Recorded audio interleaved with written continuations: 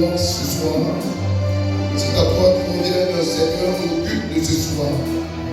Et nous te sommes finalement, Seigneur, infiniment reconnaissants de ta présence ce soir. C'est pourquoi nous abandonnons nos cœurs, nos vies. C'est dans le nom de Jésus. Nous avons prié. Amen. Alléluia. Alléluia. Merci. Merci les gens. On dit les gens de la première place. Vous n'avez pas les premières places pour moi. Si on devait dire, on va donner de l'argent aux gens. Ma soeur, tu vas prendre la première place obligatoire. Je vous assure que si demain ou après-demain on va parler de la pleine jeunesse, vous allez voir les femmes discuter des premières places. Non, c'est moi qui étais la première. Non, c'est moi qui étais la première. Mais l'église, on semble refuser d'être la première. Je ne sais pas pourquoi. Ou bien le premier. Alléluia. Amen. Bien aimé, ce soir, je vois des enseignements un peu délicats. Parce que le constat fait, c'est que depuis que nous avons commencé les cultes ici, nous ne sommes pas rentrés dans les principes et nous n'avons pas peut-être plus le temps d'enseigner. Nous sommes partis, on a couru justement peut-être pour enseigner le sacerdoce. On n'est pas rentré tout droit vers ce qui est essentiel. Vous savez, si quelqu'un ne connaît pas ce qui est essentiel, il peut facilement t'appeler. Alléluia. Amen. Merci pour votre bonne compréhension. Vous pouvez vous asseoir. Asseyez-vous, asseyez-vous. Ce n'est pas une doctrine de faire foi la lecture debout. Ce n'est pas une doctrine. Mais c'est par respect que les gens se lèvent pour faire la lecture. Alléluia. Amen. Mais je vais poser les bases. Je veux parler de ta carrière spirituelle. Et ta carrière spirituelle, je vais toucher le point aussi être né de nouveau. Alléluia. Vous savez, quand on parle ici de être né de nouveau, que Jésus a enseigné, beaucoup ne comprennent pas. Ils ne savent pas pourquoi on enseigne sur ce point-là. Mais on te demande simplement d'être né de nouveau. Mais, pourquoi est-ce que je dois être né de nouveau? Et pourquoi faire? C'est pourquoi. Voici pourquoi c'est que dans les ministères comme celle-ci, on a l'impression que beaucoup ne comprennent pas la raison d'être né de nouveau. Et on court, on part par-ci, par-là, et on ne comprend pas, on a des divisions, on a des séparations, on a des querelles entre nous. Mais celui qui a compris la raison d'être né de nouveau, facilement, très facilement, il peut comprendre la vie spirituelle. Alléluia.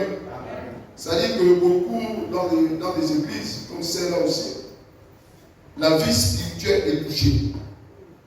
La vie spirituelle est touchée. C'est pourquoi dans toutes les églises, on remarque que aujourd'hui, la personne accepte Jésus et le monde ne comprend pas et il abandonne facilement. Mais je vais vous expliquer pourquoi les gens abandonnent. Si aujourd'hui les gens abandonnent, c'est parce qu'ils ne connaissent pas leur vie spirituelle. Et ils ne comprennent pas pourquoi est-ce que tu dois être né de nouveau. Alléluia. Vous savez, il y a eu une petite conversation entre Nicodème et Jésus. Et Nicodème viendra la nuit pour interroger Jésus.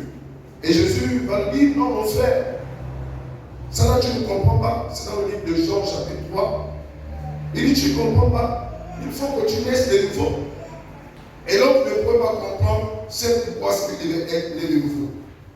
Mais quand vous allez dans le livre de Jean au chapitre 1, verset 12, la Bible nous dit quoi? Que quelqu'un va dire maintenant, on n'a pas tout le temps de nous aujourd'hui, c'est maintenant.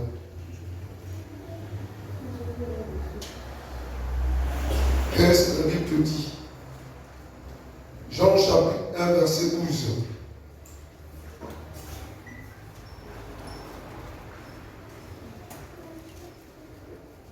Non, c'est pas toi. Est-ce qu'on va travailler un peu avec le peuple? Que quelqu'un lise aussi dans le peuple.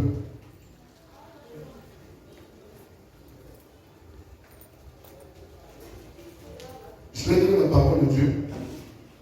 Mais à tous ceux qui l'ont reçu, à ceux qui croient en son nom, il a donné le pouvoir de devenir enfants de Dieu, lesquels sont nés non du sang, ni de la volonté de la chair, ni de la volonté de l'homme, mais de Dieu.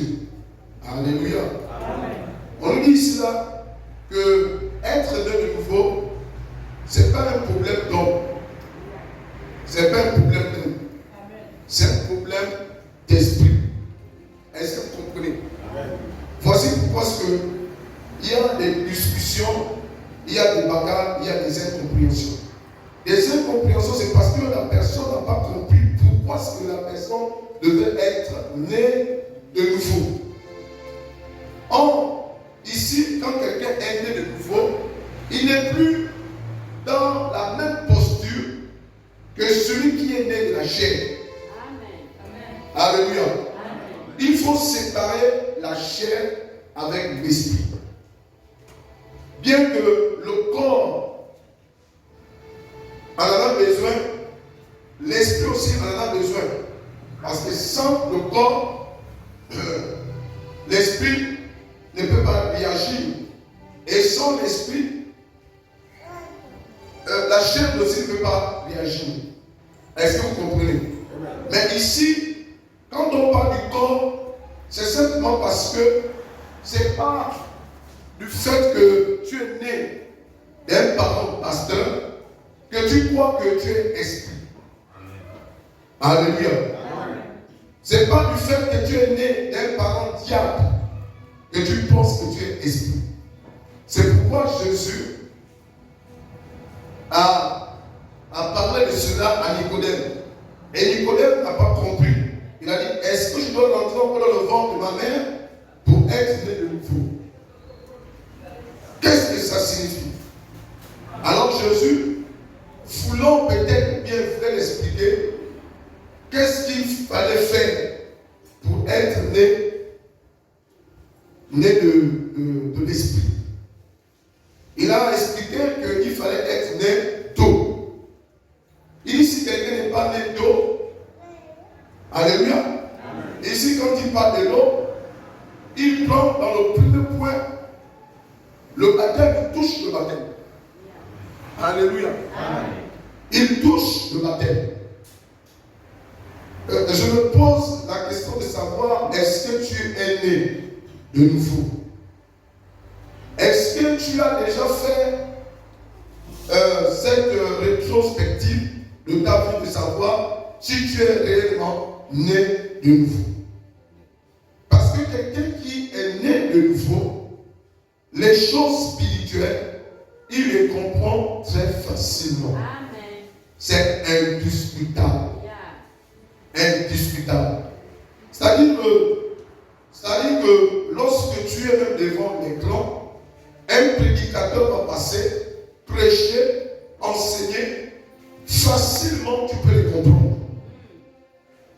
Vous savez, le manque de lecture nous cause tous des problèmes. C'est-à-dire que tu ne lis pas beaucoup. Or, dans le livre de Josué, la Bible dit que ce livre de la loi ne se loigne point de ta bouche. Je crois au livre de Josué au chapitre 1, verset 8. Alléluia. Il dit que ce livre de la loi, c'est-à-dire la Bible, ne doit pas s'éloigner de toi. Bien aimé, les choses de l'esprit, on ne peut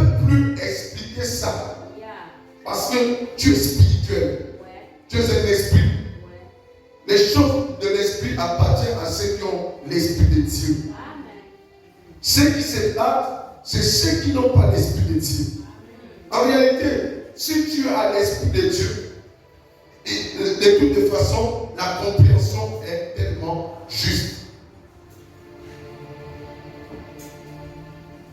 Dans la première étape ici, ou le premier point, on te demande d'accepter Jésus comme Seigneur et Sauveur. C'est là où commence la nouvelle naissance. C'est là où commence la nouvelle naissance. Accepter Jésus comme Seigneur et Sauveur et personnel. On dit bien personnel. Alléluia. Accepter Jésus comme Seigneur, Sauveur et personnel dans ta vie. Maintenant, est-ce que nous devons nous arrêter, accepter Jésus comme Seigneur et Sauveur et personnel? C'est là où viennent souvent des débats à la télévision où certains prédicateurs, quand ils prêchent, nous les supportons, nous les acceptons. Mais ils ont oublié que malgré leur manière d'enseigner, ils ne rentrent pas dans les profondeurs. Parce que la profondeur voudrait que lorsque tu vas prendre un point, il faut faire des analyses des deux. Est-ce que vous comprenez? C'est-à-dire que ce qui est négatif et ce qui est positif. Mais quand ils donnent des enseignements, par exemple, sur l'offrande, sur la Bible, ils vont dire que la Bible, dans le Nouveau Testament, par exemple, la Bible n'est pas écrite. Pour eux, selon eux, il faudrait que Jésus dise qu'il faut payer la dîme. Pour certains. C'est-à-dire que certains prédicateurs, comme ce n'est pas parlé par la bouche de Jésus, donc cela n'est pas vrai. Donc certains voudraient que Jésus dise payez vos dîmes, donnez vos offrandes. Un né de nouveau a déjà la connaissance avancée. Il ne peut plus reculer. C'est-à-dire qu'on ne peut plus t'amener en arrière. Tu es déjà devant. Vous savez, pour certains d'entre nous, nous tous, nous sommes passés par cette étape. Et dans ma tête, dans ma pensée à cette époque, je voulais même qu'on essaie de repartir à zéro. Qu'on dise que ne donnez pas vos dîmes, ne donnez pas vos offrandes. Et cela devant m'arranger. Mais nous allons tous écouter. C'est Jésus-Christ ici qui va parler. Il va bien nous parler et nous allons tous comprendre dans le livre de Matthieu. Nous allons tous comprendre cela. Alléluia. On n'est pas encore dans les points de Matthieu. Après que tu as accepté Jésus comme Sauveur et Seigneur personnel dans ta vie, alors après cela, qu'est-ce qu'il faut faire? Il faut rentrer dans le deuxième point qu'on appelle le service. Voici pourquoi ce que beaucoup viennent à l'église, ils ne s'intéressent même pas au service. Alors qu'il y a beaucoup de services. Il y a des services comme des comités. Les comités, ce sont des services. Nous avons la sécurité, nous avons l'accueil, nous avons le département de louange, nettoyage, modération, nous avons le département diacre, ancien, nous avons la jeunesse, nous avons encore quoi? Les codines et l'administration. Nous avons encore les postes comme les postes de femmes et les postes des hommes. Donc, quand tu as fini d'accepter Jésus comme Seigneur et Sauveur, dans la logique, tu dois t'introduire dans les comités. Est-ce que vous comprenez? Alléluia. Alléluia. Donc tu rentres dans les comités. Tu rentres dans le comité pourquoi? Parce que tu as déjà accepté Jésus comme Seigneur et Sauveur et personnel. Cela veut dire que tu es déjà né de nouveau. Quand quelqu'un est né de nouveau, c'est celui qui a accepté Jésus comme Seigneur et Sauveur et personnel dans sa vie. C'est celui-là qu'on appelle le chrétien né de nouveau. Alléluia. Maintenant, quand quelqu'un est né de nouveau, il fait quoi? Il comprend les choses de Dieu plus facilement. Parce qu'il a la vie, il a la nature de Christ en lui. À partir de là, il rentre dans les comités. Les comités existent pour servir Dieu. Quand on parle de service ici, ce n'est pas le service qu'on fait ailleurs. C'est le service qui consiste à marcher avec Dieu. Alléluia. Maintenant, souvent, ceux qui sont dans les comités ne comprennent rien. Lorsqu'ils sont dans les comités, le comité de protocole, ils sont dans les comités d'évangélisation, tout cela, jusqu'alors ils ne comprennent rien. Et c'est souvent quand on est dans les comités là, qu'on ne veut plus donner sa vie, donner son offrande, alors que si tu ne le fais pas, vous allez comprendre. On ne s'arrête pas seulement à accepter Jésus comme Seigneur et Sauveur et personnel. On ne s'arrête pas aussi au service. Est-ce que vous comprenez? On avance avec le Seigneur. Voici pourquoi certains, quand ils viennent de l'église, il dit, quand je viens dans cette église, on ne parle pas de Jésus. Mon frère, tu peux arriver au moment où on est en train d'enseigner le service. Et tu vas prétendre te dire que moi, depuis que je suis dans cette église, on n'a jamais parlé de Jésus. Or, si on parle de Jésus, dans la réalité, nous devons nous arrêter simplement à ce point. Est-ce que vous comprenez? C'est là. Tu acceptes Jésus comme Seigneur et personnel. Tu t'engages. On t'amène dans les eaux de baptême, on te baptise. Tu sors de là-bas. Tu es déjà né de nouveau. C'est fini. Alléluia. Maintenant, après cela, tu ne peux pas venir et t'asseoir à l'église. Est-ce que vous comprenez? Tu ne peux pas t'asseoir. Toi, qu'est-ce que tu dois faire?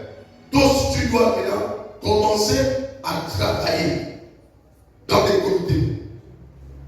Comité d'accueil, l'évangélisation, la sécurité, c'est des comités. C'est des comités. Alléluia. Maintenant, quand quelqu'un est déjà dans les comités, ça veut dire qu'il est déjà formé. Son réalité ne peut être dans un comité. C'est-à-dire quelqu'un qui doit être bien et tellement formé. Voilà pourquoi certains qui sont dans les comités, ils abandonnent très vite. Parce qu'ils n'ont pas compris le sens de la nouvelle naissance. Alléluia. Donc il s'est arrêté au niveau du baptême d'eau et il est sorti de là, c'est terminé. Non. En erreur. Tu es en erreur. Alléluia. Tu es en erreur. Beaucoup même. Certains, et il ne veut plus rien faire. Il vient à l'église, je suis baptisé. Je vais prendre ma communion et puis c'est fini. La communion que vous voyez là, c'est la relation de la compréhension entre nous. Communier. Ou bien, je le vois. Le mot communier veut dire quoi? C'est être ensemble. Donc, voilà pourquoi ce que le Seigneur dit, là où deux ou trois sont ensemble, alors il descend parmi nous. Il y a des problèmes que Dieu descend dans une église. Pourquoi? Parce qu'ils n'ont pas les mêmes idées. Ils ne partagent pas la même vision, la même, comment on appelle ça? La même communion. Ils ne partagent pas la communion ensemble. Le problème, ce n'est pas prendre le morceau de gâteau et manger. Quand tu prends le gâteau, ça veut dire que je suis avec vous. Je sais ce que ça veut dire. Que je partage le même avis que vous. Que je suis avec vous. Mais beaucoup ont pris la communion dans les églises, pensant que la communion c'est juste un geste simple. Or, la communion est tout à fait grande. Parce que ce qui nous amène à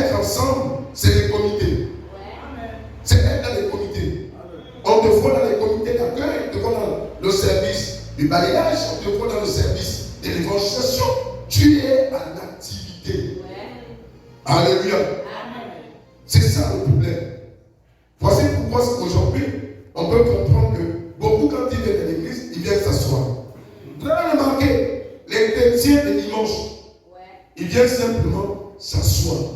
Ils viennent écouter le miraculeux. Ils viennent souvent voir le miraculeux. Mais ils ne comprennent pas pourquoi est-ce que le miracle doit exister. Amen. Donc ils viennent là, le miraculeux, tac, c'est fini. Et quand on lui demandait qu'est-ce qui s'est passé à l'église, il dit, moi j'ai vu le pasteur a fait une délivrance, a fait une guérison. Donc pour lui, la communion s'est arrêtée. Et moi j'aime seulement aller le dimanche. Mon frère, tu n'as pas encore partagé le vrai sens de la vie spirituelle avec Dieu. Alléluia. Donc après les comités, nous avons les principes de la justice de Dieu. Donc, la justice de Dieu, la justice, c'est qui est juste devant Dieu. Après le passage des comités, maintenant, tu grandis. On dit que l'enfant grandit, commence à comprendre des choses. Tu ne dois pas seulement être enfant, mais tu dois comprendre maintenant des principes pour t'amener à grandir. Est-ce que vous comprenez? Nous avons le premier principe, nous avons parlé du baptême. Le baptême dans le livre de Matthieu, Jean a fait cela à cause de moi. Pourquoi il y a eu le baptême? Le baptême, c'était pourquoi? Alléluia. Le baptême, c'est pour être un homme repentant. Alléluia. Les gens sont passés dans les eaux de baptême, ils ne connaissent même pas le baptême. Les enfants, c'est ce que vous deviez enseigner d'abord. Laissez d'abord le fouca quelque part. À un certain moment, enseignez ça à l'église. C'est ça. C'est ça là d'abord. Parce que quelqu'un donne même son offrande, il a des problèmes. Il donne le dîme, il ne comprend pas. On demande souvent de donner, il ne comprend pas. Parfois, il faut les ramener dans ces éléments-là. Donc, la raison même d'être dans le baptême d'eau, c'est pour t'amener à être un homme repentant. Donc, quelqu'un qui est né de nouveau, c'est quelqu'un qui est repentant. Ça, c'est la repentance, ce sont des principes. Même ça, la vérité. Alléluia. Pour être un homme repentant. Mais c'est quoi être un homme repentant? C'est quoi? Un homme repentant, c'est quelqu'un qui reconnaît ses fautes. C'est ça un homme repentant. C'est quelqu'un qui sait reconnaître ses défauts, ses erreurs. Alléluia. Pas d'abord les erreurs de l'autre d'abord. Mais ses erreurs dans le Seigneur. Voilà pourquoi est-ce que nous faisons toujours la prière de repentance. Nous demandons à Dieu de nous pardonner. C'est la repentance. Alléluia. Mais oui, quand tu viens, Seigneur, pardonne-moi. C'est la prière de repentance. Tu es en train de te repentir. Alléluia.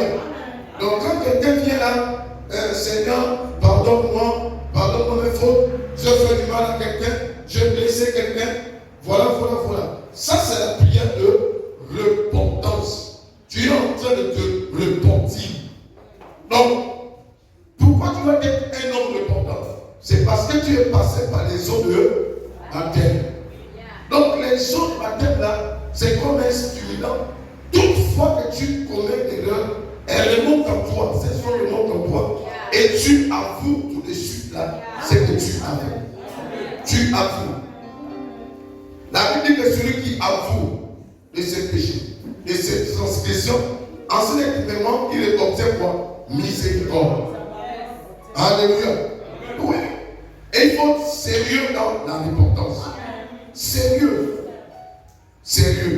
Quand tu te repens, tu dois être sérieux. Parce que tu es un chrétien né de nouveau. Un chrétien né de nouveau doit être sérieux. Un chrétien né de nouveau doit être sérieux. Ne cherche pas à discuter avec l'autre. Non. Sois une femme, un homme repentant. Là, je ne parle pas sur le péché. Je dis qu'il faut être un homme repentant. Alléluia. Le péché, c'est autre chose.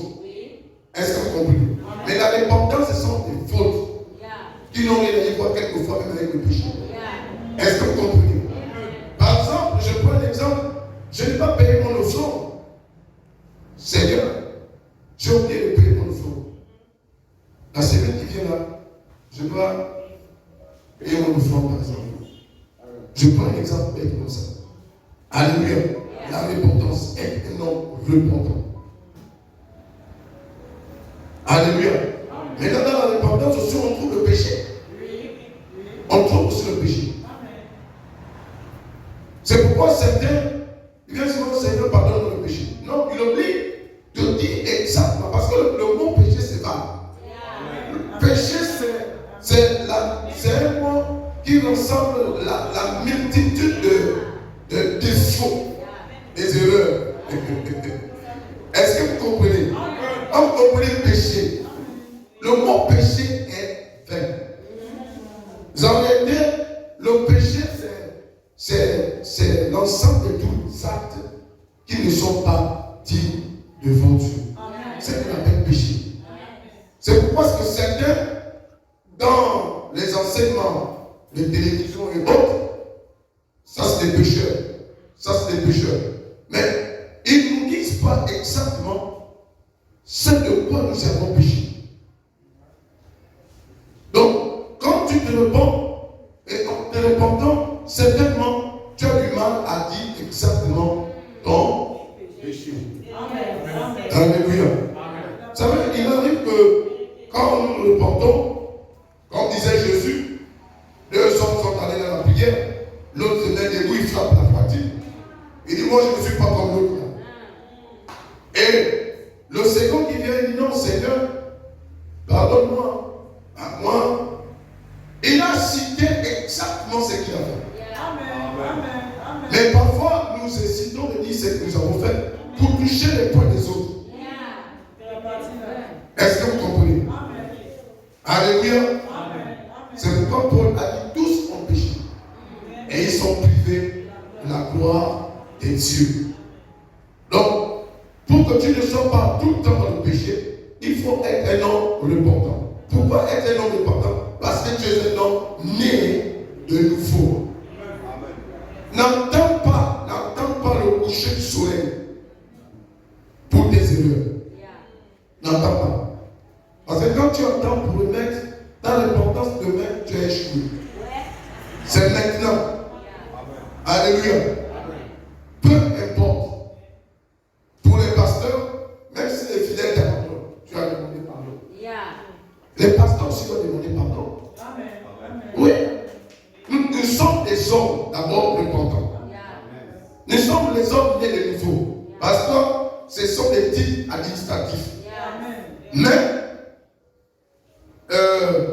bien aimé, pasteur doit se repentir de ses actes. C'est ce qui fait de toi homme spirituel. Alléluia. Le pasteur doit demander pardon, ça fait quoi? Ça ne fait rien, ça n'enlève rien. Tu te repens, mon fils, excuse-moi, je peux t'appeler là, c'était pour rien. Mais en fait, c'était moi qui t'ai appelé. Pardon. C'est tout. Maintenant, si l'enfant part, ou bien la personne part en se glorifiant, en se lamentant, à faire ce qu'il veut, tu as déjà fait. Sans plus chercher des provocations. Parce qu'il y a des gens qui vont chercher des provocations. Mais tu l'as demandé pardon. Elle fait encore quoi? Ça, c'est pas ton problème. Un homme repentant. Est-ce que vous comprenez? On est toujours dans les principes.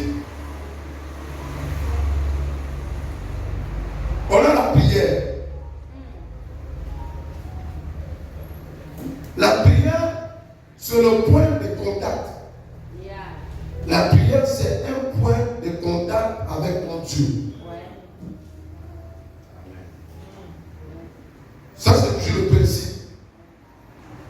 principe qui t'amène à avoir une bonne relation avec ton Dieu.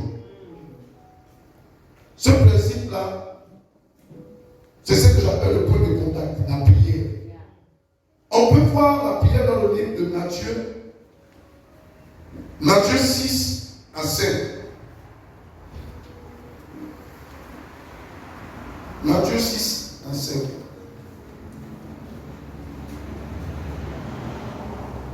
Est-ce qu'il y a le peuple ici? La Bible nous dit dans le livre de Matthieu 5, Matthieu 6 à 5, lorsque vous priez, ne soyez pas comme des hypocrites qui aiment, en priant debout dans les synagogues, au coin des rues pour être vus des hommes. Je vous le dis, en vérité, ils reçoivent leur récompense. Mais quand tu pries, entre dans ta chambre, ferme la porte et prie ton Père qui est là dans le lieu secret. Et ton Père qui voit dans le secret te le rendra. Alléluia. Amen. Donc, nous avons, comme le deuxième point, dans les principes, on avait le premier point de la tête d'eau, nous avons le deuxième point, la prière. Donc, ça là, la Bible te dit, quand tu pries, ne sois pas comme les pharisiens, ne sois pas comme certains qui pensent que lorsqu'il va montrer aux gens comment est-ce qu'ils prient avec des bonnes paroles, souvent nous cherchons des bonnes paroles. Il y en a même qui sont venus à l'église, ils vont dire je ne connais pas prier. Mais la prière c'est quoi? C'est ce que tu vois. C'est ce que tu vois, ce que tu penses, qui te pousse à prier. Alléluia.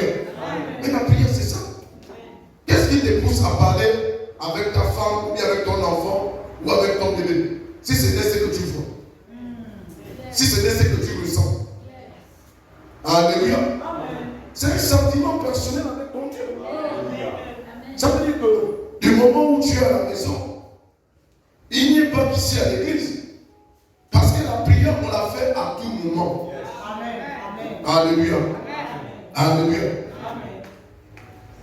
Tu es là, une pensée te vient et te remonte dans le cœur. Tu peux commencer ta prière. Il n'y a pas de gens. Si tu te gênes un peu les gens qui sont là, alors tu t'éclipses un peu. Tu rentres dans la chambre. Même pour 30 minutes. 30 minutes ou bien 10 minutes, 20 minutes. Seigneur, ce que je veux me penser là, ce que je vois là. Seigneur, est-ce que c'est ça? Parce qu'il y a des gens qui aiment pas prier forcément dans le cœur. Est-ce que vous comprenez? Par exemple, il y a des gens qui sont habitués, même s'il y a des gens qui prient. Bon, tu te jettes de la présence de Dieu, tu rentres quelque part. Seigneur, tu agis, voilà. Ah, paix. Souvent, nous le faisons quand nous avons des problèmes. Mais quand on n'a pas de problème, on ne le fait pas. Quand nous avons des problèmes, tu vas dans la chambre, tu dis, lui, il est con, il fait quoi ça? Est-ce que ça nous arrive? Je vais partir à quel moment? Je fais comment maintenant? Seigneur, je fais comment? Tout le monde a la solution, Seigneur. Dieu, fais quelque chose. Mais c'est la même chose. Tu as eu une pensée, tu rentres dans ta chambre. Tu fermes, quand on dit de fermer la porte aussi, c'est d'abord la porte elle-même. Tu rentres là, parce que tu ne veux pas être dérangé par quelqu'un qui va te regarder, qui va te poser la question. C'est comme un problème. Alléluia. Tu rentres, tu fermes ta porte. Seigneur, Père, agis. Parce que ce que je veux de voir, ce que je veux de sentir là. Père, je ne veux pas que le pire arrive. J'ai tel enfant, j'ai telle personne. Ce que je veux d'écouter. Père, annule ça. Et puis, 30 minutes, tu es dehors. Comme si rien ne s'était passé, mais tu as parlé à ton Dieu. Alléluia. Entre dans ta chambre. Même l'état de ton cœur, c'est ta chambre. Il y a des gens, ils ne prient pas en ouvrant leur bouche. Mais au fond du cœur, il est en train de prier. Je vais prendre un autre exemple, c'est-à-dire quand on avait nos papas. Lorsque tu avais commis une bêtise et qu'aujourd'hui, papa doit te punir. Mais Tu es devant papa. Tu ne peux pas dire à papa, papa, excuse-moi, avant que tu ouvres ta bouche, au fond de ton cœur, la bêtise, les grave. Seigneur, il faut que papa oublie ça. Oublie. Que ça ne soit pas ça quand tu m'appelles. Au fond de nous, on sait déjà que ça ne soit pas ça, ça ne soit pas ça, ça ne soit pas ça. Parfois, on faisait le ngoutou. Le ngoutou, quand tu mets au derrière l'eau. Et papa, maman oublie. Tu fais bien le ngoutou. Alléluia. Amen. Mais c'est aussi une façon, la prière, c'est une façon qui doit être intérieure. Mais ça dépend des moments. Les moments d'être dans ta chambre, les moments que ça se passe dans ton cœur, ça, c'est ce qui t'engage toi-même. Mais ce qui engage l'église, c'est autre chose. Quand on dit élever les voix, on élève la voix. Parce que cela a été demandé. Est-ce que vous comprenez? On a le troisième point, la foi. Alléluia. C'est quoi d'abord la foi? C'est quoi la foi? Hébreux au chapitre 11. À partir du premier verset. Hébreux 11. C'est quoi la foi? C'est quoi la foi? Les enfants, c'est quoi la foi? Ils ont la parole de Dieu. Oui. Hébreux 11, à partir du premier verset. Oui. Or, la foi est une ferme assurance des choses qu'on espère, une démonstration de celles qu'on ne voit pas. À partir du verset 2, pour l'avoir possédé, les anciens ont obtenu un témoignage favorable. Merci. Mais moi, je veux m'arrêter dans le premier passage, ce qui est important. Or, la foi est une ferme assurance des choses qu'on espère, une démonstration de celles qu'on ne voit pas. Donc, la foi nous démontre que tu ne la vois pas. Tu ne vois rien. Un homme de foi, c'est quelqu'un qui ne voit pas. C'est des choses que tu ne vois pas. Mais avec l'œil spirituel, tu peux voir ça. Alléluia. Mais pourquoi je dois avoir la foi? Parce qu'il ne s'agit pas simplement de prier, d'être baptisé d'eau, d'être né de nouveau. Il faut que j'ai la foi. La foi, c'est aussi le moyen qui nous permet d'avoir Dieu dans notre vie.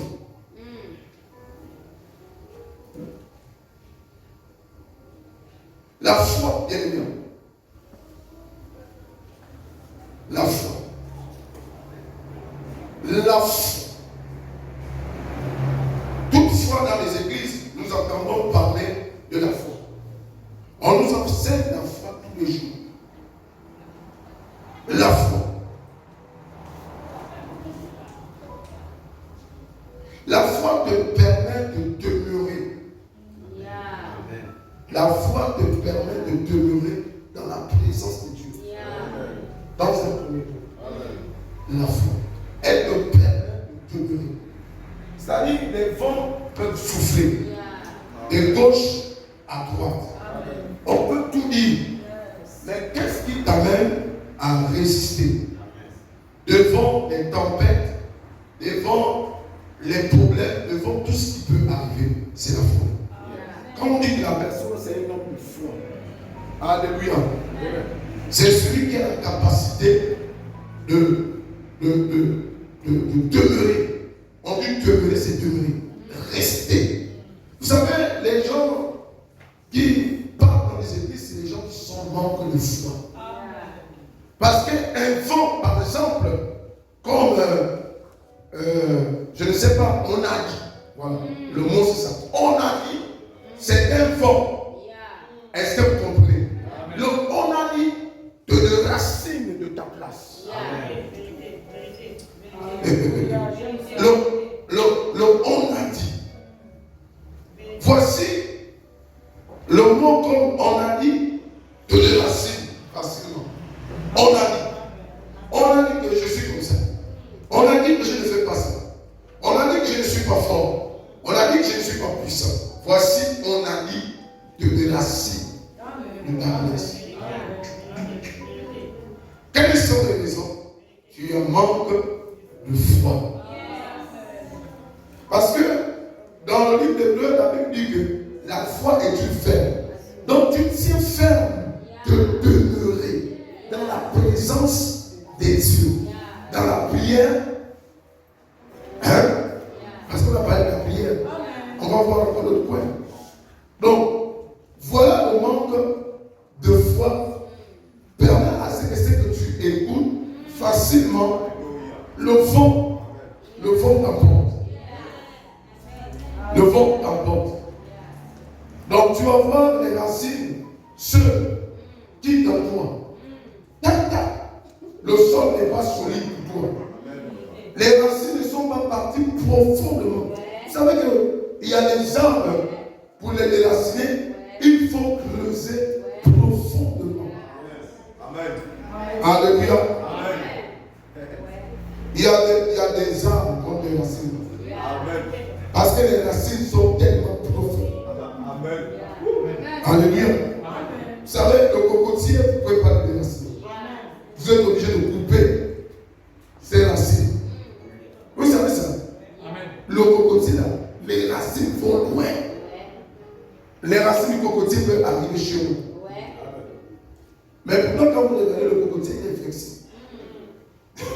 Quelqu'un qui est balèze en haut, tout son poids est en haut. Au milieu, il est petit. Comment il peut résister devant les vents? Parce qu'il a des racines. Il a des racines solides. Ces racines ne permettent pas qu'on aille vers le. Celui qui n'a pas des racines, on a lui des racines. On a dit que la terre là n'est pas la bonne terre. On la lève pas plus facilement. On va le piquer quelque part. Alléluia. Le manque de foi, bien aimé. Tu n'es pas ferme. C'est quoi le mot ferme? On te dit sois ferme, mon gars, sois ferme, sois ferme. Sois ferme. Sois enraciné. Sois enraciné, sois ferme. Ça dit que on te dit tiens ferme. Admettons, aujourd'hui on va dire on va te juger. Et quand on va te juger, on va te condamner. Après te condamner, on va te mettre à mort. Mais on te dit sois ferme, tu ne vas pas mourir. Qu'est-ce que tu dois faire? Tu vas même mourir avant même qu'on te condamne. Même avant même qu'on te juge. Parce que tu sais qu'après le jugement, on va te condamner. Après la condamnation, on va te... Alléluia. On va te tuer. Et puis toi aussi, avant que le jugement n'arrive, tu es déjà parti. Alléluia. C'est pourquoi il y a des chrétiens qui se suicident. Les chrétiens qui se suicident. C'est-à-dire que spirituellement, tu deviens un chrétien qui est suicidé. C'est qu'à l'église, tu n'existes quasiment plus. Est-ce que vous comprenez? Tu es mort depuis. En toi, on ne voit plus rien produire en toi. Tu ne produis plus rien. Tu es mort. Tu es mort. Et quand un vent tel que Onani arrive, même il a été malade. Tu ne peux pas dire, bon, le cocotier, il se plie jusqu'à là. Écoutez, il n'a pas de caoutchouc en lui. Mais le gars, là, vous avez vu le bord de la vous n'avez pas vous allez avoir l'impression qu'il y a des cocotiers qui sont même déjà tombés dans la mer. Mais il n'est pas tombé. Il est pied dans la mer, il est comme ça. Mais après, il fait ça. Alléluia. Parce que le cocotier, c'est un arbre de foi. C'est un arbre compliqué. Lui, voici la mer. Et notamment, il va pousser tout droit. Mais on ne sait pas, les vents, les tempêtes l'ont poussé, il est parti jusqu'à toucher le l'eau comme ça. Après, il dit non, je ne vais pas rester là, je continue mon chemin. Alléluia. Il faut être comme un cocotier. N'aie pas perdre la foi. Tu ne peux pas perdre la foi à cause de ton dit. Non. Toi-même, prends la dois trouver la solution de ton problème. Hébreu, on va prendre le livre de Romains au chapitre 10, verset 17. C'est quoi la foi? On est toujours dans la foi.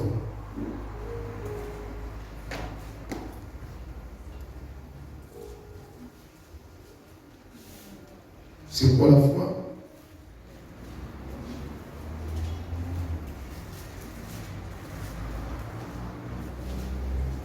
Disons la parole de Dieu, Romains 10, 17. Oh. Ainsi, la foi vient de ce qu'on entend, et ce qu'on entend vient de la parole de Christ. Alléluia. Reprends-moi le verset. Ainsi, la foi vient de ce qu'on entend, et ce qu'on entend vient de la parole de Christ. Ainsi, la foi prend vie. La naissance de la foi dans ta vie, c'est quand tu as écouté l'évangile. Amen. Quand tu as écouté la parole de Dieu. Écoutez, pour certains qui ont fait 20 ans des ministères, c'est quoi ce qu'on est problème? D'être pas solide. Et pourtant, on a beaucoup prêché sur la foi. La foi vient d'abord, premièrement, dans ce que tu entends. Alléluia. La foi vient de ce que tu entends. Qu'est-ce que tu entends? La foi vient de ce que tu as entendu. Ce que tu as entendu. Tu as entendu quoi? Tu as entendu parler de la bonne nouvelle du royaume des cieux. Tu as déjà la bonne nouvelle. Mais c'est quoi le problème? Tu as déjà la bonne nouvelle en toi. Tu as déjà entendu la bonne nouvelle. Maintenant, c'est quoi? Qu'est-ce qui te rend léger? Qu'est-ce qui te rend léger? La foi vient de ce qu'on entend d'abord. Ah! Donc, tu dois d'abord écouter la parole de Dieu. Amen. Il y a des gens qui disent qu'ils ont la foi. Mais la parole de Dieu, bien qu'elle passe, les gens ne l'écoutent pas. Tu as entendu quoi? Qu'est-ce que tu as entendu? Mes amis, qu'est-ce que vous entendez? Quand vous partez dans les églises, vous entendez quoi? Qu'est-ce que vous entendez?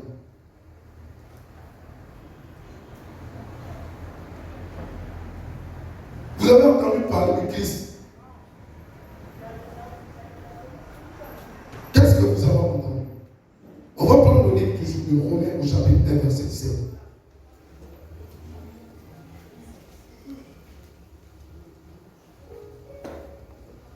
Est-ce que quelqu'un peut prendre la parole? Le livre de Romains au chapitre 1, verset 17. Disons la parole de Dieu, Romains 17. Parce qu'en lui est révélée la justice de Dieu par la foi et pour la foi. Selon qu'il est écrit, le juste vivra par la foi. Ah! Vous avez entendu parler de la justice de Dieu.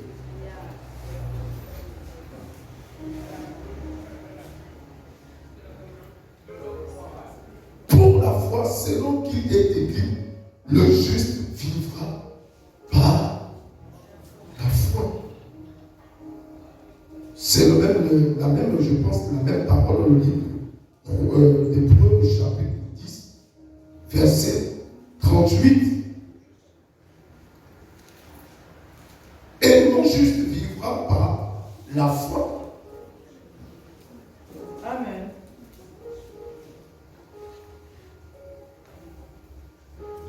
Donc, moi, le pasteur, les chants, les anciens, nous devons vivre par la foi. Alléluia. Nous devons marcher par la foi.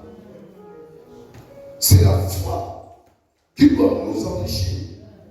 Parce qu'il dit que le juste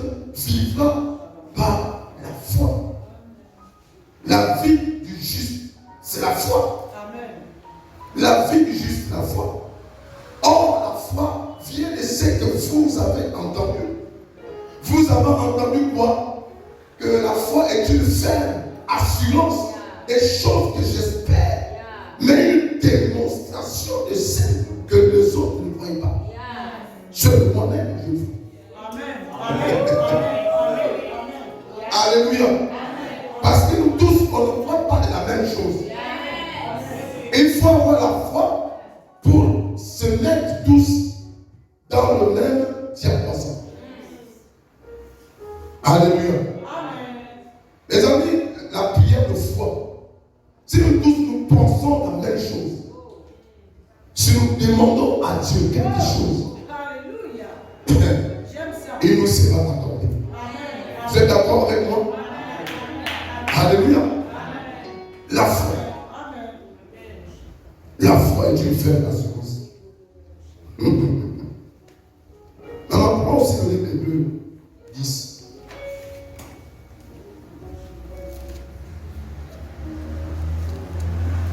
Hébreux chapitre 10, 38. Disons la parole de Dieu, Hébreux 10, 38. Et mon juste vivra par la foi. Mais s'il se retire, mon âme ne prend pas plaisir en lui. My God! Écoutez, c'est retirer des choses de Dieu. Annonce que tu n'es plus un homme de foi. À partir de là, Dieu ne peut plus te regarder. Celui qui se retire, c'est pourquoi se retirer là, ça crée des problèmes.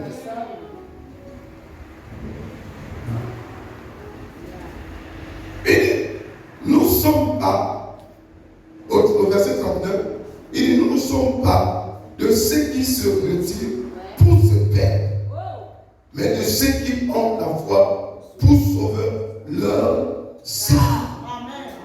Amen. Sauf ton âme.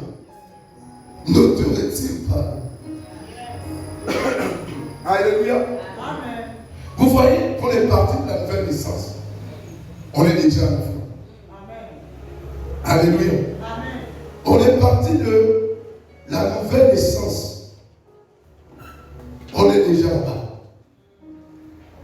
Un chrétien, quand tu te retires des choses de Dieu, comment Dieu te voit? Oh non, moi je suis parti de là parce que ça m'énerve. Les gens m'énervent. Moi je ne suis pas d'accord. C'est à cause de ça que je suis parti. Qu'est-ce qui te lève? Qu'est-ce qui te lève?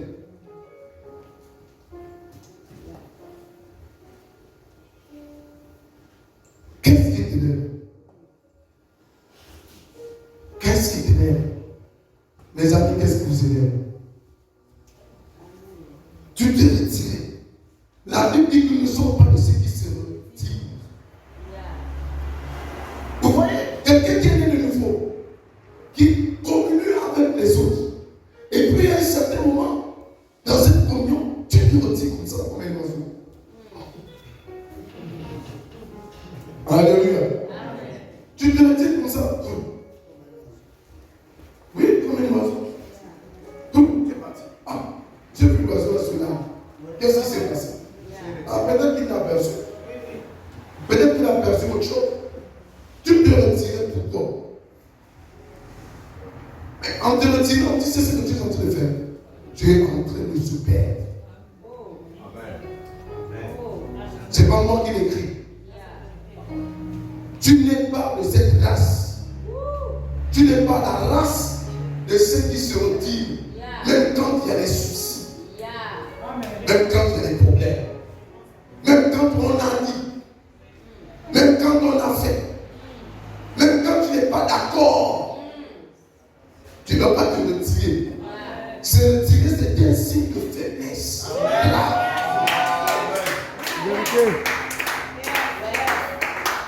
Ne te retire pas.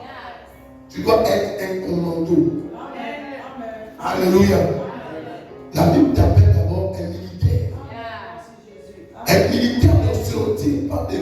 combat. Mais c'est quoi, quand on parle de combat spirituel, j'écoute souvent les ministères comme des ministères combat spirituel. Le véritable combat, c'est celui-là.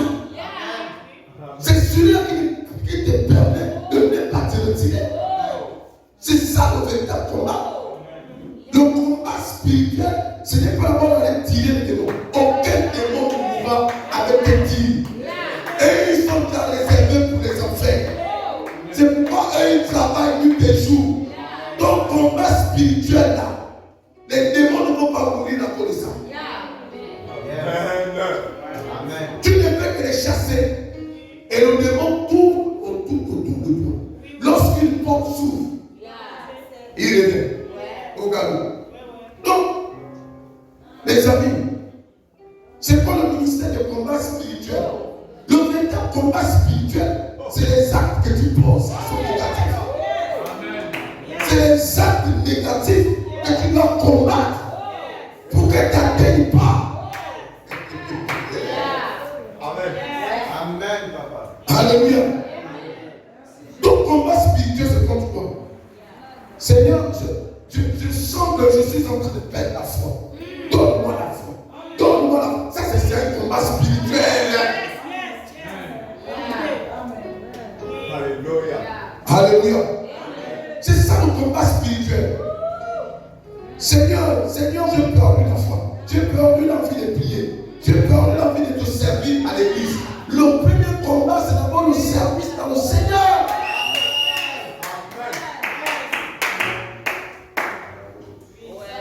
L'ennemi t'a gagné. Et Dieu t'a dit t'asseoir. Tu t'es retiré. Il a fait assez que tu te retires. Tu t'es retiré et il t'a gagné. Il a gagné. Amen. Tu vas te retrouver quelque part en train de chanter. Il a gagné. Il a gagné. Et toi, tu te chantes. Tu t'es retiré depuis dans les églises.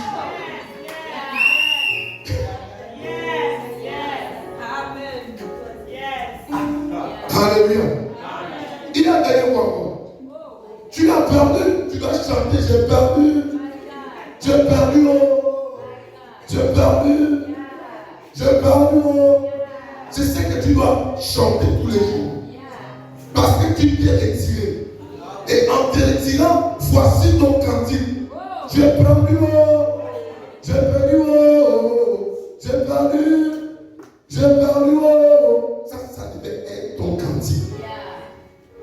Parce qu'on parle des chants de victoire. On ne parle pas des chants des perdants. C'est les chants des vainqueurs. Alléluia. Est-ce que vous savez que Jésus, les gens qui disent que les louanges là, les gens viennent avec les louanges. La louange ne peut pas nous élever. Vous savez que le dernier jour que Jésus a pris le repas, ils ont loué. Ils ont chanté. Oh! Alléluia. Lisez bien. Le dernier jour du repas du Seigneur, il y avait des louanges. Alléluia. C'est pourquoi la louange nous l'a pris. Je ne sais pas pourquoi Jésus a chanté avant de prendre le mot.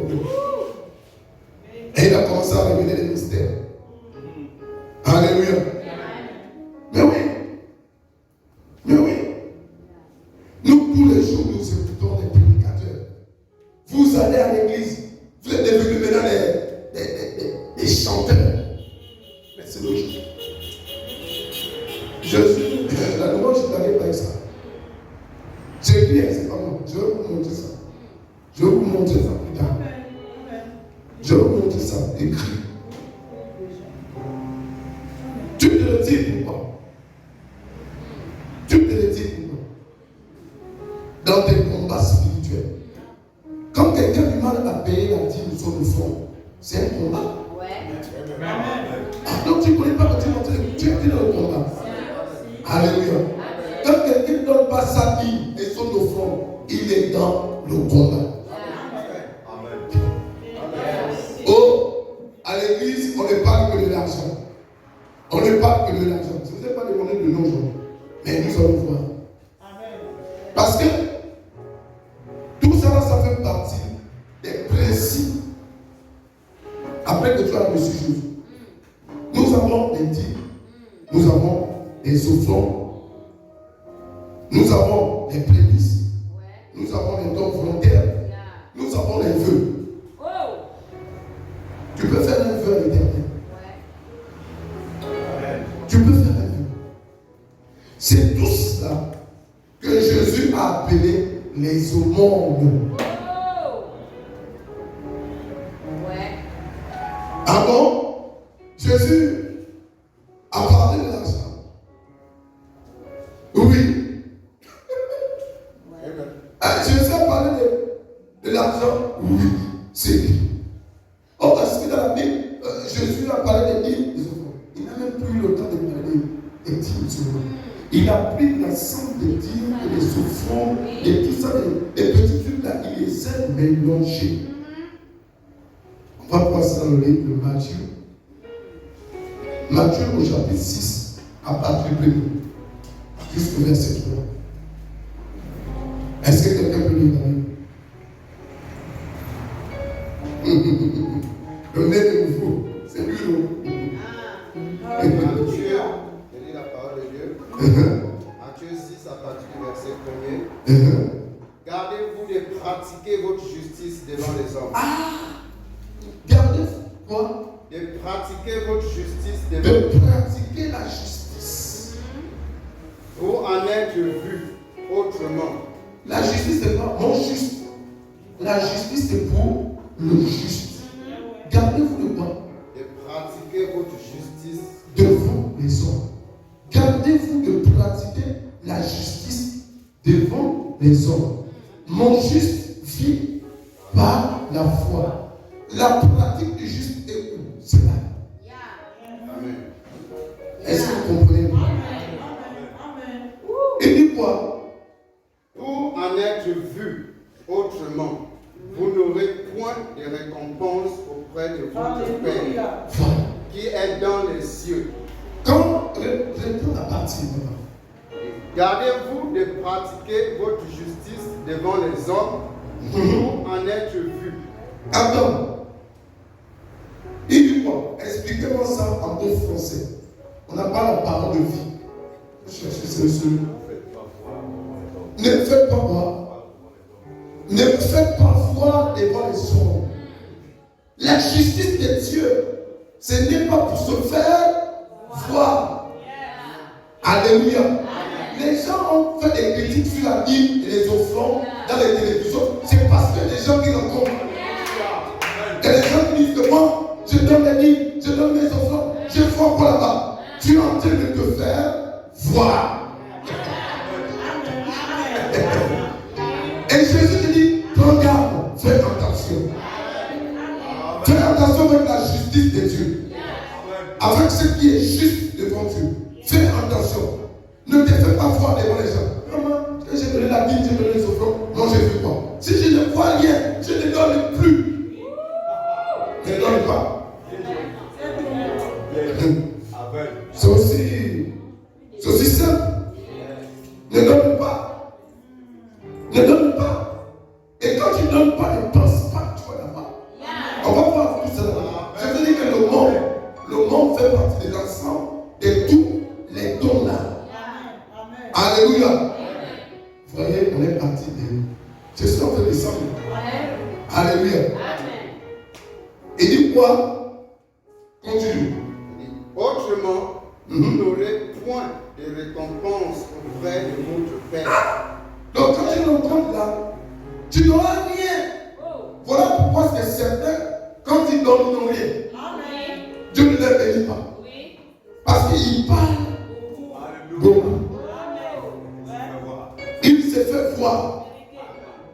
Il rencontre ça même aux païens. Ah non, pas c'est pour donner. On enrichit le pasteur. On enrichit l'homme de Dieu. Tu te fais voir. Tu te fais voir. Si tu te fais voir, tu n'auras rien. Non, c'est sérieux. C'est sérieux. Vas-y, continue, verset 2. Verset 2. Lors donc que tu fais l'aumône, ne sonne pas de la trompette devant toi. Ne sonne à la trompette, quand tu fais ce acte, quand tu poses cet acte, acte des apôtres, acte des apôtres, acte des saints, acte du juste, ne sonne pas à la trompette quand tu es devant ça. Parce que ça, c'est sérieux devant Dieu. Dieu est sérieux avec ça. Alléluia. Dieu est sérieux. Dieu est sérieux. Ne sonne pas la trompette. Ne sonne jamais. Ne sonne jamais. Sonner veut dire simplement ne dis pas aux gens. Bon, on va faire les choses. Je reprends verset 2. Oui. Lors donc que tu fais l'aumône, ne sonne pas de la trompette devant toi. Devant toi. Devant toi. Comme font les hypocrites dans les synagogues et dans les rues. Des hypocrites dans quoi? Dans les synagogues Et dans les rues. Celui qui sonne la trompette, c'est l'hypocrite. Moi, je fais le don des chaises, des maisons, des terrains. Moi, j'ai eu quoi? Je n'ai rien eu. Tu es en train de sonner à la trompette. Amen. Tu es en train de faire voir. Tu es un hypocrite. Il est mieux pour toi de t'épargner que de donner et sonner de la trompette. Après un certain moment, tu vas voir la sécheresse. Les choses sont en train de sécher.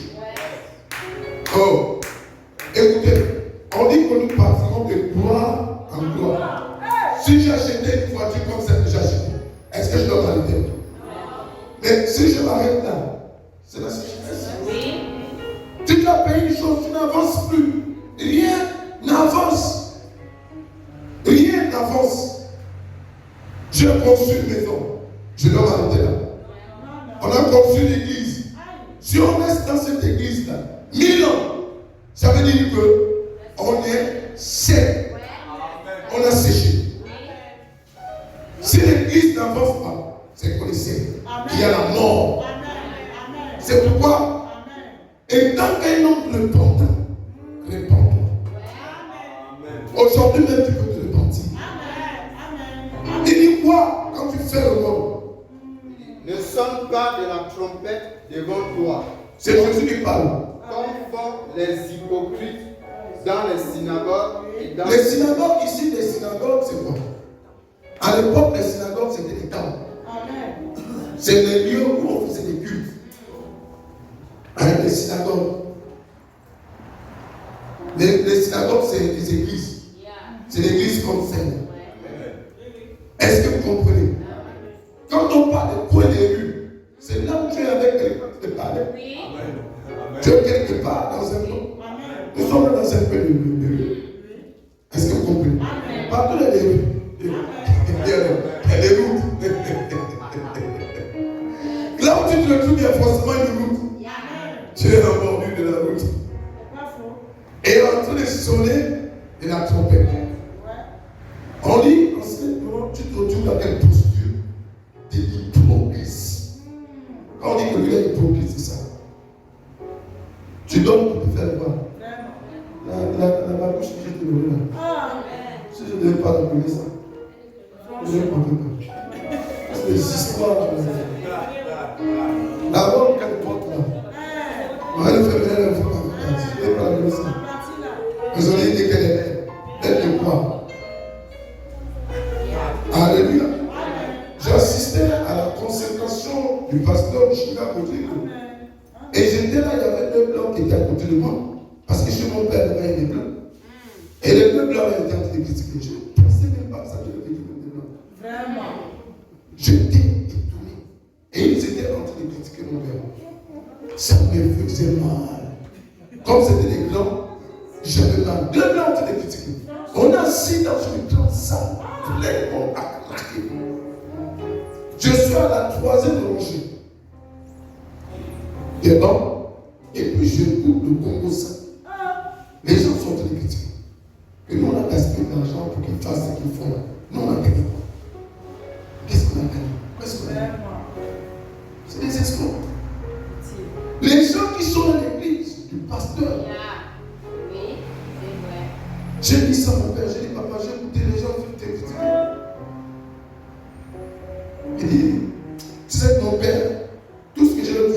il a du mal.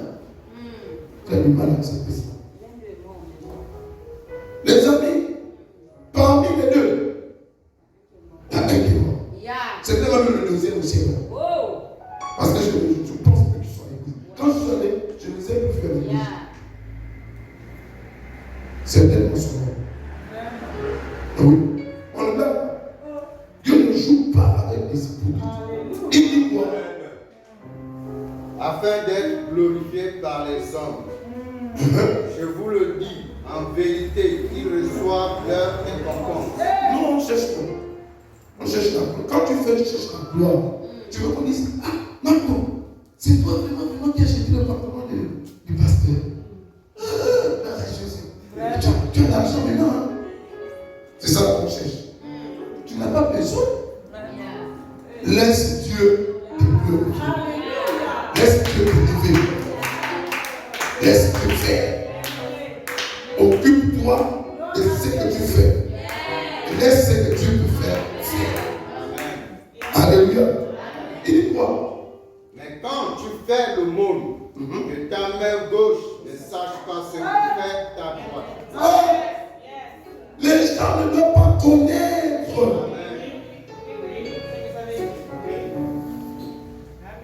Vous voyez, la voiture du communard, c'est moi qui l'ai acheté ça. Vraiment. L'esprit devait me avoir ça. Il a même l'argent. Est-ce que vous savez que la gloire du pasteur, c'est le peuple? Ce qui fait la gloire du pasteur, la couronne du pasteur, c'est le peuple. La couronne du pasteur, quand le pasteur est béni, vous aussi vous serez bénis. Est-ce que vous comprenez? Vas-y, continue. Verset 4.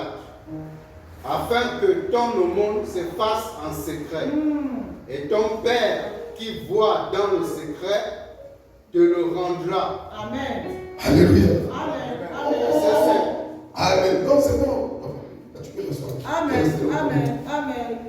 Alléluia. Amen.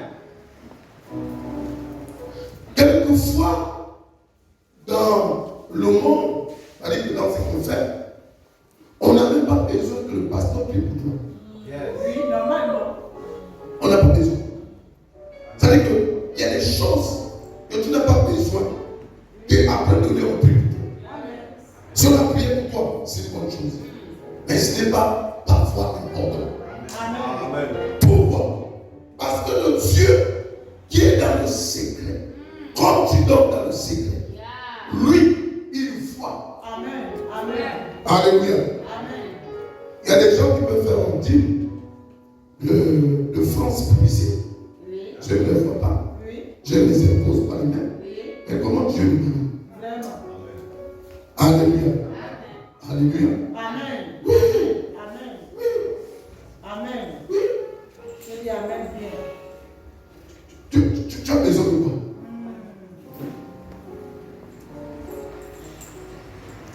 Les amis. Oh non, le pasteur n'a pas prié pour toi. Ça c'est. Tu peux venir là. Oui, mon fils. Dieu t'a pris. Vous savez que la veuve, Jésus n'avait pas prié pour elle. Mais là, il était bien. Oui, c'est ça. Celui qui va amener 2 pièces. 2 pièces. Elle a mis dans la corbeille. Jésus n'a pas prié pour elle. Mais Jésus a dit. Elle a donné plus les autres. Certainement, Jésus ne veut pas parler devant le peuple. C'est avec ses disciples. La CD énergie qu'il avait. La CD restante. Parce que la CD énergie, c'est quand tous les groupes sont composés.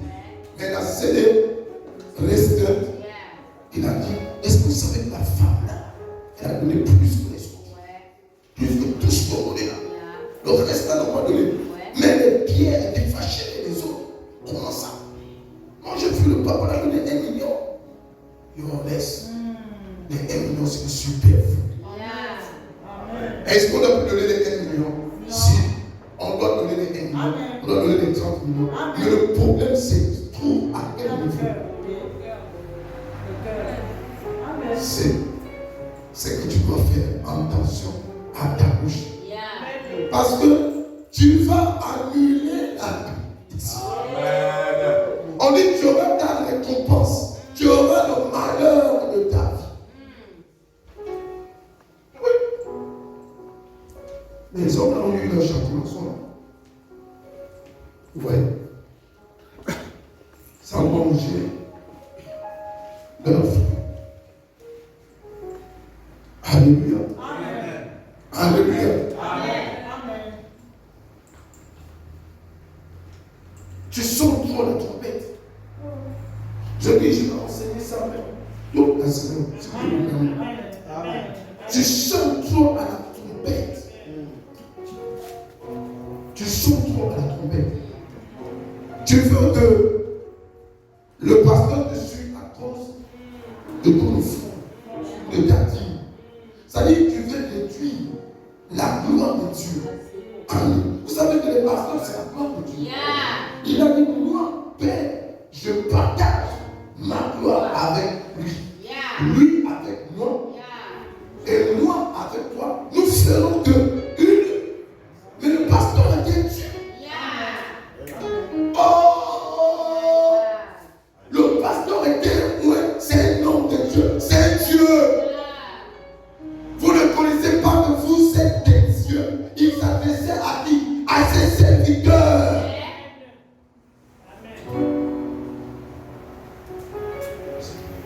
Et les dieux, il faut faire attention avec les dieux. Les dieux avec le petit dé. Des minuscules. Même avec les cancans, il faut faire attention. Alléluia.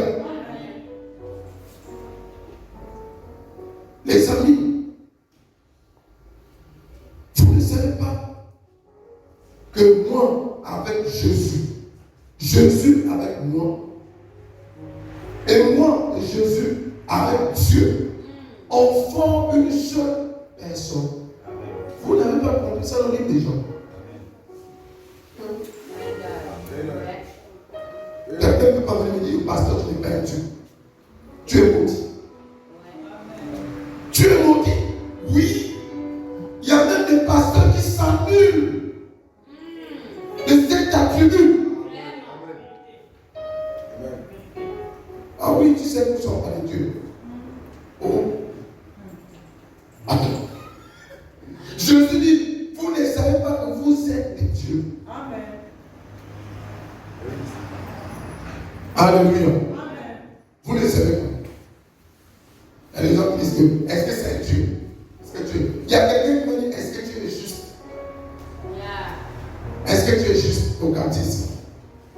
Il dit, est-ce que tu es juste? Toi, tu l'entends.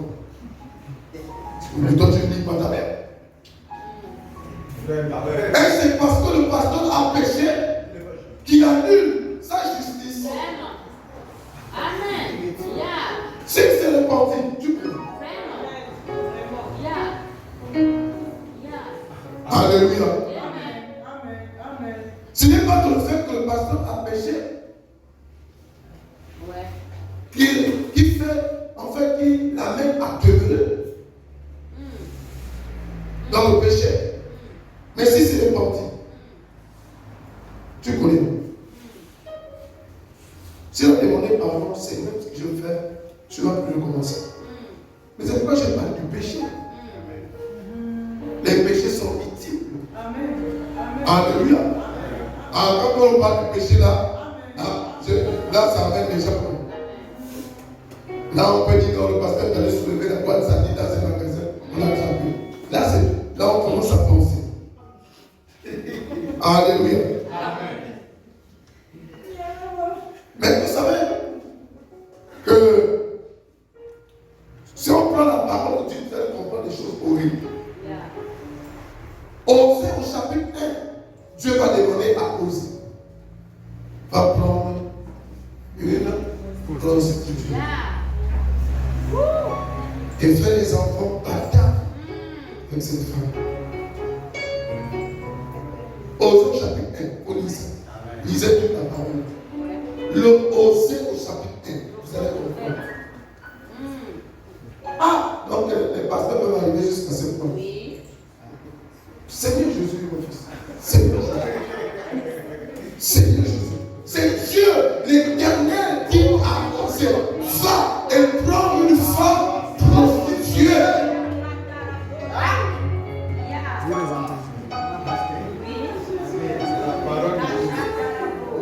Vous avez trouvé le nom? Oui. Vous qui avez le téléphone. Les smartphones, c'est écrit.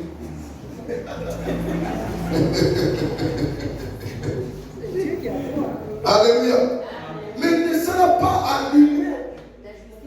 La justice est aussi.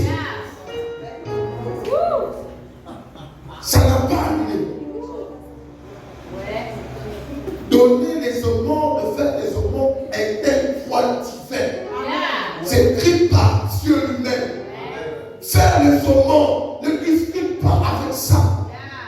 Amen. Amen. C'est pourquoi quelqu'un qui a le Nadine, il s'est interdit.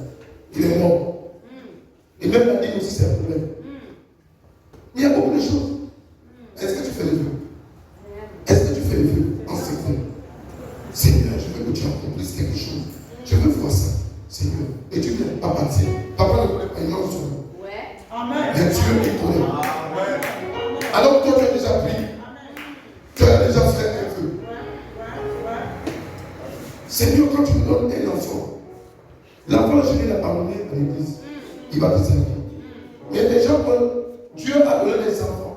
Ils ont les enfants sont pas Oh, d'accord. j'aime ça. Oui. La bénédiction de Dieu est éternelle. Hey.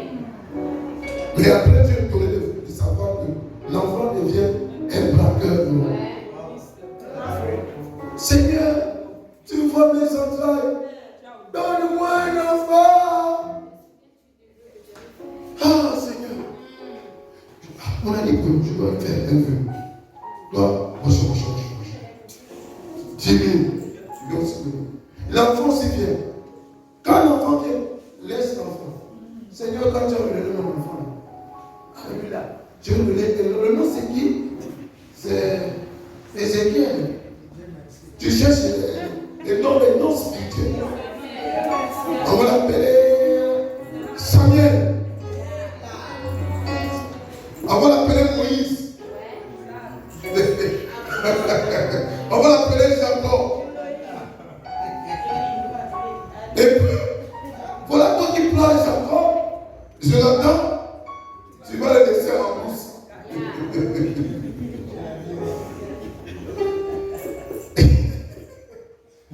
Tu vas le laisser là où il doit grandir. Avec les conseils des méchants. Tu as oublié le feu. Tu as oublié le feu. Que nous voulons ou nous ne voulons pas. Que tu sois chrétien ou païen. Tu avais déjà fait un. Amen. Ah, je t'avais non. Ah, Dieu. Non. Regarde, souvent quand on parle, on oublie. Ton père qui est dans le secret, on oublie. Tu parles seul dans le secret. Dieu, tu me donnes une enfant là. Non, Dieu le bénit. Tu crois que la bénédiction, c'est tout. Mais la bénédiction sans des actions, c'est pas une bénédiction. Ta bénédiction doit toujours accompagner. En fait, des actions doivent accompagner ta bénédiction. Parce qu'une bénédiction sans action, c'est pas une bénédiction. Alléluia. Est-ce que vous comprenez? Alléluia. Il y a des gens qui ont même le culot de s'élever. Dieu l'a béni et tu montes la chair. Je vais faire un témoignage. Dieu m'a béni. Il m'a donné un enfant. La corbeille est la bouche ouverte et te regarde. Je place Dieu. Regardez les enfants. Dieu est merveilleux. Les enfants, les amis, les témoignages. Sans le fond. Et un faux témoignage. Amen. Un témoignage. Un témoignage. Et il y a d'autres qui camouflent le témoignage. Dieu n'est pas là. Dieu te bénit au travail. Tu le dis pour aux gens. Nous savons tous que quand on a eu beaucoup la peur de dire même le pasteur. Parfois le pasteur sache. Chérie, Amina c'est sa frère, c'est tout. j'aime ça. Il ne faut pas dire J'aime ça. c'est que Dieu m'a donné. Ouais. La dîme, c'est combien? On a eu 20 millions. Donc on va lever 20 000. Parce que 200 000 c'est beaucoup.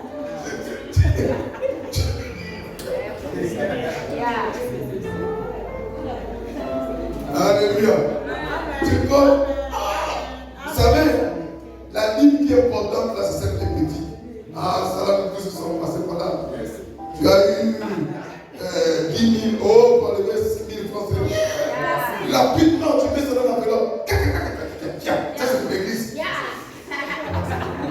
Mon ami, quand Dieu te donne 1 million, enlève les 100 000 détruits. Oui. Tu le gardes comme ça. Dans la chambre, dans le secret, tu as vu les transmis. Tu ne sais pas qui te tape, mais tu reçois les coups. Vraiment, le combat. Oh, vous comprenez? Le combat commence. Non, le même jour, quand on t'appelle, madame, on va venir toucher ton argent. Tu as acheté ton salaire d'église. Voilà, quand tu pars, tu prends le salaire, tu touches ton salaire, tu descends avec ça à la maison. Quand tu arrives, tu rentres dans la chambre. Il y a des démons qui t'entendent. Tes amis t'entendent. Tu pars avec ça. Elle dit, au nom de Jésus, je m'avais donné, au nom de Jésus, pour me libérer, pour lâcher prise, au nom de Jésus, je vais les donner. Alléluia. Oh, le combat spirituel, c'est quand on est malade. Là où on fait le combat. C'est quand on n'a rien. C'est là où on pense qu'on fait le combat. Je brise ce qui bloque mon travail. Je brise ce qui bloque mon mariage. Ce qui bloque mes enfants. Mais j'oublie quand tu gagnes. Le combat, tu ne le fais pas. Tu es devenu plus sage que les démons. Plus intelligent. Les démons deviennent tes amis. Vous partagez les mêmes secrets. Ils te disent, je ne vais pas donner. De donc si tu obéis. Tu prends la guillemette, tu arrives là. Tu dis, bon, c'était 100 000. Ah non, j'avais 10 000. Il ne va pas connaître. On dit que Dieu, dans le secret, il connaît. Toi, tu ne vois pas ça. C'est ce qu'on appelle du superfuge. Jésus a dit du superfuge. Amen. Yes. Toi, tu es venu donner des pauvres 100 000. Genzi, sûr. Hein? C'est ce que les pauvres disent. Genzi, sûr. Donc, Genzi, ça veut dire sûr. Mais Genzi. Donc, sûr, tu vas la donner, oui. Tu arrives dans le milieu de la route. Tu t'arrêtes le blanc avec la carte qui n'était pas bonne. Tu prends la petite blanche, ça qui fait toutes les regards des hommes. Tu prends ça, tu viens et ça. Donnez.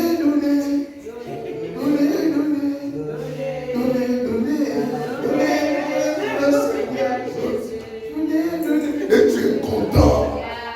Les amis, les moments là, il ne faut même pas être content. Parce que tu quittes dans un combat. Tu as froissé les pieds là. Ça va. Alléluia. On oublie que là, tu es en train de s'aimer. Tu es en train de s'aimer pour que ça pousse. Pour que ça pousse. Ça pousse. Le jour que tu es fatigué, vous savez, il arrive quand tu es fatigué, tu es vieux, ou tu es comment, tu es fatigué.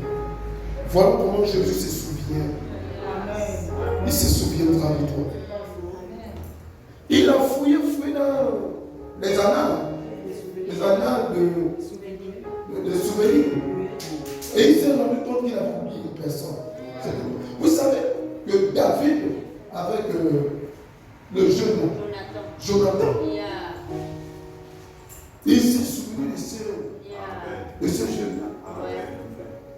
Il s'est souvenu de Jonathan. David s'est souvenu de Jonathan. Il dit, ah, non, pas lui. Non. Vous savez que les mercenaires qui allaient tuer les gens à Canaan se sont souvenus de Rahab. Oui. Alléluia. Amen. Se sont souvenus de Rahab. Oui. Non. C'est été bon avec nous. Il y a des choses que Dieu se souvient comme ça. Même dans le cercueil, quand on dit il y a la résurrection, parfois c'est des souvenirs. Ouais. Même dans les bénédictions, parfois c'est des souvenirs. Le problème c'est quoi? Le problème c'est que le processus de la bénédiction et la malédiction ne regarde pas l'orgueil. Oui. Parce que même la Bible dit que la malédiction sans cause. Alléluia. Si j'avais maudit, par exemple, quelqu'un, Amen. et qu'il n'y avait pas d'effet, Oui. Dieu connaît. Si j'avais aussi béni, Dieu aussi connaît que non, la bénédiction là, Oui. ça n'a pas de. Oui. Ça n'a pas d'impact. Oui. Je peux imposer même sur le malade. Et les malades, comme vous voyez là, les malades là, vous imposez, mais ils partent comme ça. Il y a certains que Dieu a déjà mis. Parce que c'est lui qui bénit. C'est lui qui a compris le miracle. Il voit, il dit non. Jean-Philippe, tu peux crier. Je veux bien faire. Crie comme tu veux. Certains vont même jusqu'à jeûner. Jeûne comme vous voulez. Veille comme tu veux. Je te dirai non. Amen. Je ne te bénis pas. Ouais. Et puis toi tu es béni. Comment? Tu oublies même les principes et toutes ces choses-là. La première chose c'est quitter l'église. L'église là, depuis que je suis arrivé là, même pour avoir la bénédiction, c'est dur. Les amis, les choses avec Dieu, sauf avec les magiciens.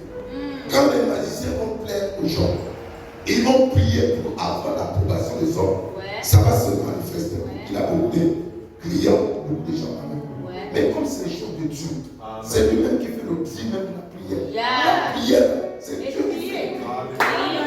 C'est lui qui fait le tri. La prière est triée. Ouais.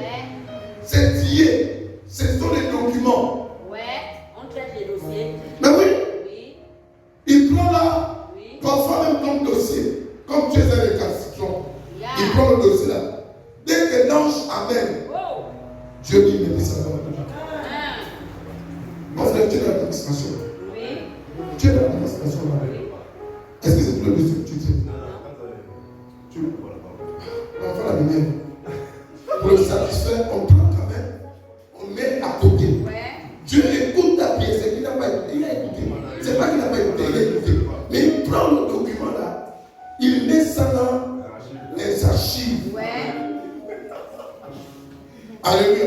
Sauf quand le document est passé autre. Ouais. C'est là où Dieu se rappelle. Yeah. Puis en fait, ça c'est quel document? C'est 1900.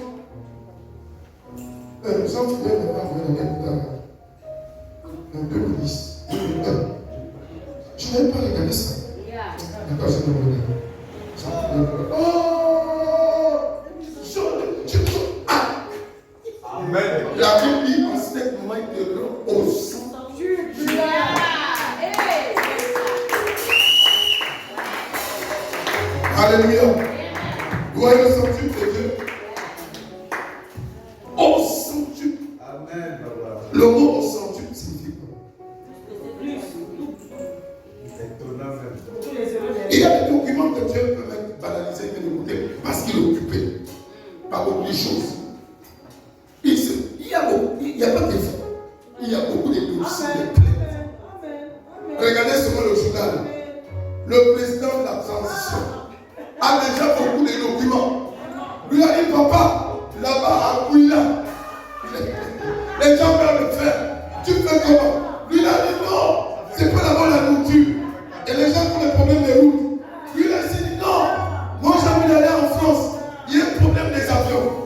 Les amis, là, les élèves, donc c'est la bourse. Donc c'est compliqué. Donc, dans tous ces problèmes-là, le président de la transition peut prendre un document et mettre de côté, même un joli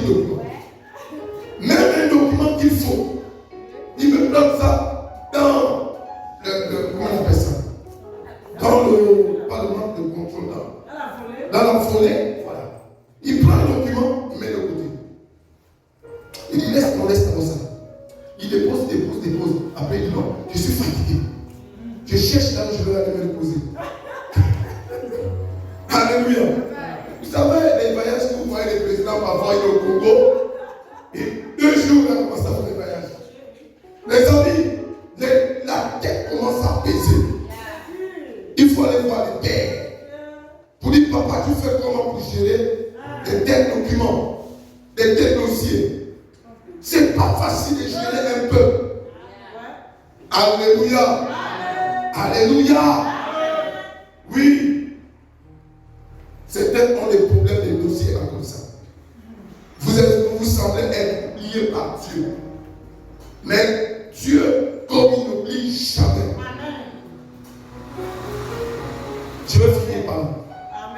Et il y avait une femme qui faisait les vêtements des sacrificateurs. Cette femme, on l'appelait comment? Dorcas. Et comme l'appelle Tabitha. N'est-ce pas? Mais non, moi je me demande, pendant qu'elle faisait les vêtements, Dieu était. Dieu était. Elle faisait court des pantalons. Elle faisait court des robes. Elle prenait soin des sacrificateurs. Elle logeait les sacrificateurs. Dieu était où?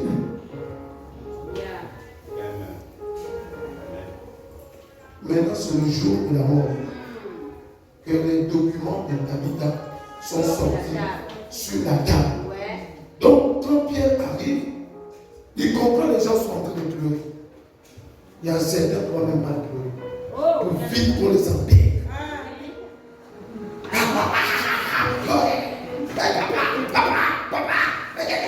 Et puis on t'appelle. Mais il y a des gens quand on pleure. On pleure avec. Tu écoutes même le document. Comment le document entre les mains. Le CV. Dans les larmes. Surtout les tickets. Tu comment ça va? Ah, papa, au milieu. Papa, mais ça pour lui. C'est toi qui construisais les maisons. Papa, c'est toi qui construisais les fermes. On n'avait pas fait. Papa, maintenant nous allons maintenant mourir de faim. Même le voisin à côté peut pleurer de la même manière. Tu prenais soin de tes enfants. Qui va prendre soin de tes enfants? Ah papa, voici comment tu le laisses. Et puis, voici Pierre, il rentre, il écoute pour entrer les parler de David. Tu faisais des habits des justes. On a pu avoir une maman comme ça en Israël pour faire des habits des justes. Dieu dit quoi? Mais, c'est pas possible. Fais sortir le cercueil là. Fais-moi sortir le cercueil. Seigneur, qu'on veut ou pas, la femme là doit revenir. Alléluia. Et Tabitha est revenue à la vie. Il y a des gens qui vont seulement s'enrouler à terre. Les gens sont allés prendre des tchapalos. Vous savez qu'il y a des gens qui prennent des tchapalos pour pleurer quelqu'un. Donc ils partent à prendre tout un quinquennat de tchapalos. Après avoir chapalé, elle laisse s'enrouler sur la tombe. On ne l'écoute même pas. C'est le bouton. Il y a d'autres qui prennent même les bâtons pour fouetter le cadavre. Un fou comme toi. Vous savez, il y a des tombes même qu'on jette des gros cailloux. On prend le gros caillou, on dit que la tête est toi légère. Mais le gars, il va prendre les gros cailloux. Il jette beaucoup de les parents sont fâchés. Ah, c'est bon. Ah, c'est bon, le gars est parti. Il dit que c'était eux-mêmes. Laisse la femme la partie, tranquille. Alléluia. Mais oui, il y a des gens, quand ils meurent, on veut le battre, on en paie. Oh, on attend d'abord la décision de Dieu. Il faut que Dieu parle. Si Dieu dit que non, c'est son temps, il va partir. Mais si Dieu dit que non, on peut faire quelque chose, qu'est-ce qu'on peut faire? La prière. Il y a des gens, à cause du fait que tu négliges les choses du Seigneur, on va mal te pleurer. Le jour que tu as quitté la terre, ouf. Parce que tu occupais les espaces. Oui. Alléluia. David, Pierre a pleuré aussi. Il dit jamais, Seigneur, fais quelque chose. Quelque chose se passe. Quelque chose se passe. Quelque chose se passe. Ah, mon Dieu. Tout, il commence à changer.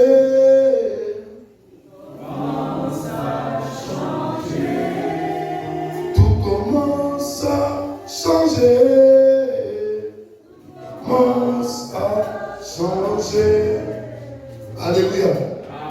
Et le chant que j'ai un problème de voix. Je ne sais même pas comment on chante ça, j'ai oublié. Mais c'est ça. Et les choses vont commencer à changer. Alléluia. Non, ce n'est pas le genre. Ce n'est pas le cas. Non. Voilà. Ah, mon Dieu. Les choses se passent. Merci. Ah, mon Dieu. Il commence à changer.